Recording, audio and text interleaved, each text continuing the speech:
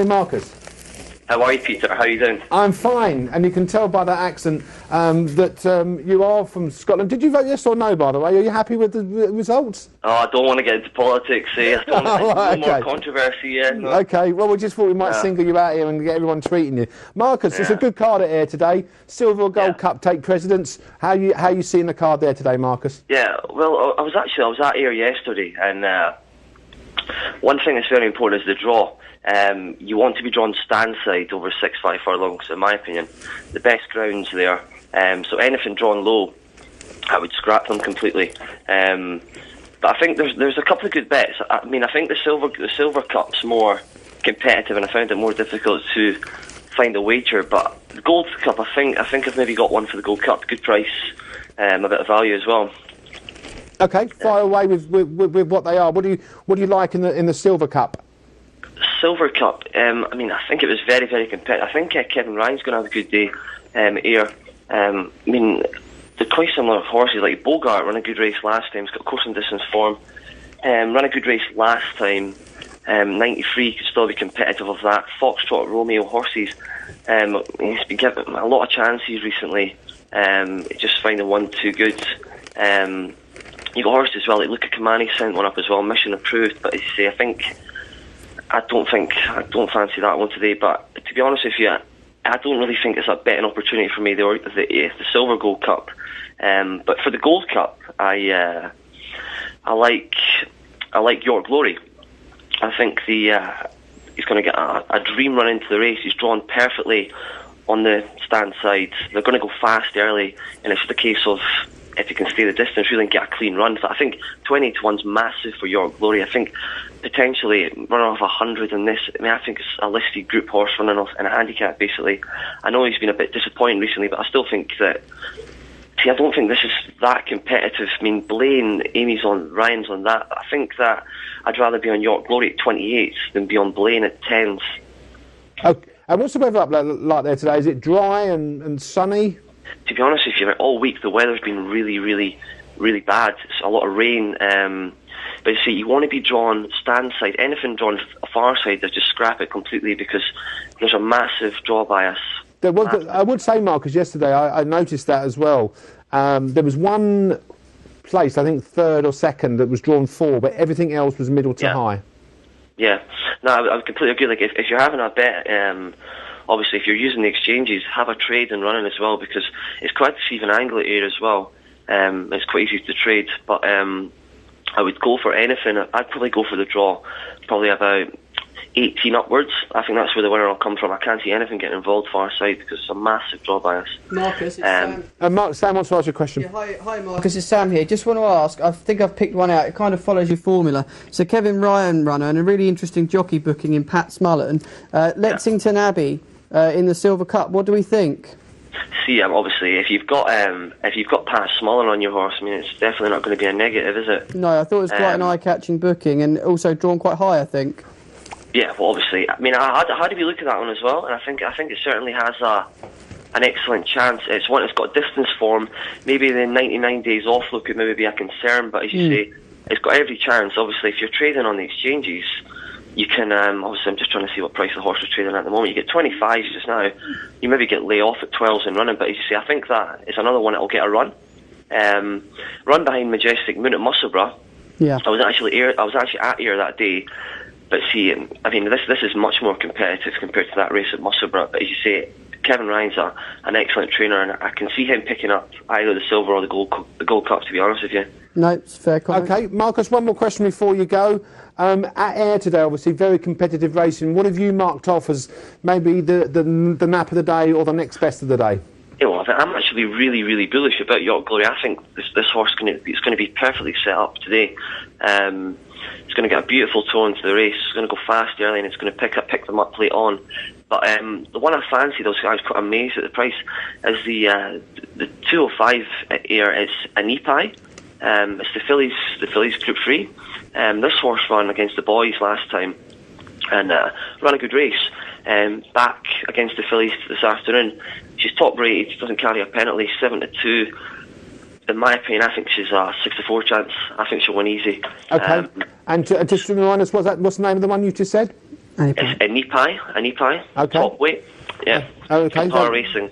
Okay, that was for the viewers at home, so get their pen and papers out. Thanks very much indeed, Marcus, and I hope you have a great day. It's all good, Peter. Keep well, okay? Cheers, all the best. Right, these are the kind of races that Mr. Billy Blakeman absolutely loves. 27 runner handicaps. Ayr 240 is the one we're going to be discussing now. The Silver Cup, before we talk about the Gold Cup. The Silver Cup, he's perfectly right in what he's saying here in terms of the draw, isn't he, Billy? He's almost right. You can't say cross off those drawn late. I don't subscribe to that, because if there is that much of a bias, and then jockeys, you kind of know that. So, you've got the option maybe of coming across and dropping in if you don't think you're drawn in the right place. But yeah, looking at those drawn high, I liked, I think Richard Fahey has a massive hand here. All these runners have got a chance here. Drawn high Mehdi, who ran over a mile last time at Chester, and didn't really get into things over a mile, but he's had a quiet season. He's come back. He would have been targeted for this, and he could go well from a high draw. As could Ansab, Valor McCabe, who's not the easiest, but he's got some place for him. But the one I want to mention first is Sir Reginald, who's drawn slap bang in the middle, which was like, and he was the first one to take my eye. This is a proper 7 furlong handicapper with a top yard. He's just about handicapped to win this, and this 6 furlongs, you need a 7 furlong horse, it's often said. I just thought Sir Reginald, if he's on form, he could pick these up. And he didn't run well last time, but if you watch him coming out of the stalls, he just made a bit of a mess of the exit, took a stumble, just never looked happy from the minute the gates opened. I'd forgive him that, and I think Sir Reginald is a good starting point at a price. Okay, well, hopefully we'll get the prices up soon on as a price guide. So you made an argument for Sir Reginald, Sam? Yeah, George Challoner, quite an eye-catching booking as well. A big handicap last week. I know he's a stable jockey, but he has done well in these. Billy, you'd be looking at 33 to 1 with 5 places with most bookmakers there. Ooh. So that's possibly something. Getting really excited now, If you get the gold and silver double up, you could probably, who knows, maybe win £30 off me. Bye, guys. If you do the double, you do get the double. You deserve to win more than £30, to be fair, but it's all part and parcel. Sam? I kind of let the cat out of the bag a little bit earlier, because I like Lexington Abbey in this one, right down at the bottom. 3-year-old, Pat Smullen booked. The draw's reasonable. It could be anything. Interesting booking, though, isn't it, Pat Smullen? I really like Pat Smullen. I watch a lot of Irish racing. But considering that, it must to actually travel over to... I imagine he's over for a few of the Irish runners on the card as well, but he's certainly not a bad man. It's a big ask for 3-year-olds. Massive. Oh, yeah, definitely. And I don't think that's quite factored. I wouldn't necessarily call it value now. You'd be looking at just over a double-figure price, looking across the board there. 11s in places, William Hill, Ladbrokes. It's possibly the one I'll be going for in a nice each-way double. I look forward to seeing the horse, and maybe seeing it again next year in this sort of race if it trains on. I've got a feeling... Right, you're right, Richard Fahey, but I've got a feeling that it's put a claimer on Majestic Moon, who stays further than 6 furlongs, 7 furlong horse, bang against the rails, get it out as quick as you can, take the lead up, crack on, and stay there all the way through the race. I think that's what the idea is with Majestic Moon. I think he might come off. I think he's drawn right for it. I think he's put the apprentice on. He said, get it out, get it going, and just keep going, and he will lead. From that draw, he will lead up, and he might well go on and win this race. Billy, big price. You've got other runners in this race. I've got one drawn low, which is a real shame, because again, you sort of have a look at these races. Eric Alston had one yesterday, and it was drawn 4, and it led all the way on the far side, and it just got beat. Yeah, absolutely. So I'm going to go with Yao, with Carl Burke, who ran a couple of really good races in these kind of sort of big handicaps in the spring, and then sort of didn't run so well. Went to the Curragh in June and ran really well from the wrong side in the race won by Line of Reason. And I just thought then, wow, he's capable of winning a big handicap. And unfortunately, in 3 runs since, he's not really showed his form, and he's got to pick up a little bit. But Yao could go well. He's a big price. That bit of form last time out of Bogart's is pretty good form, isn't it? It's yeah. Bogart's your favourite, and you can still get a double-figure price. That's with 888 Sport at 10s. But like I say, it's a really open one, this one. I know. He doesn't always run quite as you think, Bogart. He can be a bit in and out, whether we'd back that up. Yeah. So if he was playing this race, this is the kind of race that I personally I would watch. I know Billy would get involved maybe 2 or 3 in the race. From your perspective, how would you bet this race? Would you touch it, or would you do a couple? Right. So, for instance, right, I wouldn't. If I'm off track, I would never go near it. I'd never touch this race if I'm off track.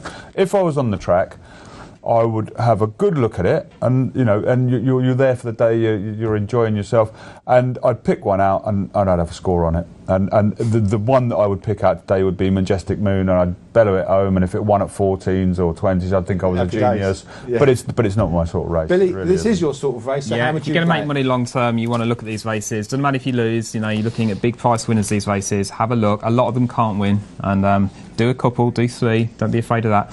I do think if you're playing today, don't ignore the low draws. Go high. I think Vince has a chance of Majestic Moon, but I'd go with Sir Reginald because he's come from behind. It doesn't really matter. He's drawn in 15. Do you know the philosophy of racing is so juxtaposition? I mean, your idea is utterly, totally different to mine. Mine is to pick a horse in a Group 1 and absolutely hammer into it. And do it 2 or 3 times a year, or 4 times a year. Whereas you will pick 3 or 4 in a handicap, which I admire, which I love, and it's all part of the wonder of going racing and everything else. Sure. And I like watching these races. They're great. Say you're up in the stands, you see them charging towards you. It's magnificent, especially back a winner. That's the beauty about racing. You've got you've got the group side of things. Yeah. I tend to go along that side of things. I prefer a group race to a handicap, and you've got the other side of things. I remember posting something up on LinkedIn and said, "Oh well, if you're not going to cover handicaps, I don't want to be involved." So look at the turnover. Look at the bookmakers' turnover on these handicaps. It's massive, and the punters love them as well. It's the bookmakers' turnover. They love races like do the punters. How many entries were there into the gold